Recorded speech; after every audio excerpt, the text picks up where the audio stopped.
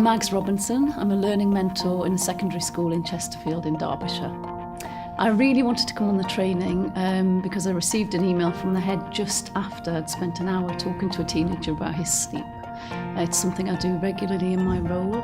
I deal with students who are underachieving against their academic targets, and I look at barriers to learning, and I'm finding increasingly sleep and a sleep routine is one of the biggest barriers.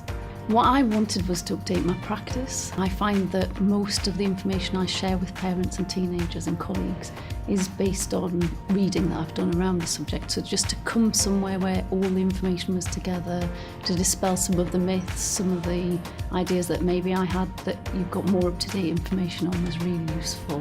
And I feel now I can share that in school. The training pack's great. I can share that immediately with students and parents and colleagues. I talk to students about 90-minute sleep cycles, but I hadn't appreciated that we all have a very different pattern and a different graph, so that's been really useful. So I'm Rosemary Brooks and I work in boys grammar school, and I am SENCO, safeguarding lead and head of Year 7. We've come across a lot of students who we feel have sleep issues. They're arriving at school tired. A lot of the time they're on their Xboxes till the early hours of the morning, or their phones, and having some practical strategies to share with them I thought would be really useful. It's something I've looked for help for in the past and drawn a blank. So as soon as I got the invitation, I think I replied straight away.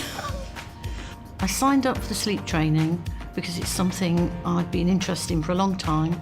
I've looked for answers elsewhere and found it very difficult to find any real practical advice and strategies that I can share with young people and their families to help them improve their sleep habits. The thing that I've liked about today's training, first of all, is the finding out about the science behind sleep. I knew bits, but I've learned a lot more about how the body functions, what impacts on the body during the sort of whole sleep process.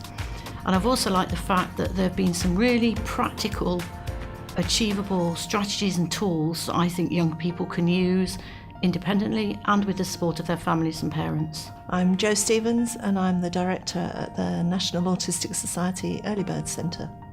There were a number of reasons why I signed up for the sleep training, but particularly because we're working with a lot of families with teenagers who also have a diagnosis of autism, and there is very little support around the sleep issues. So I wanted something very specific for that teenage age group.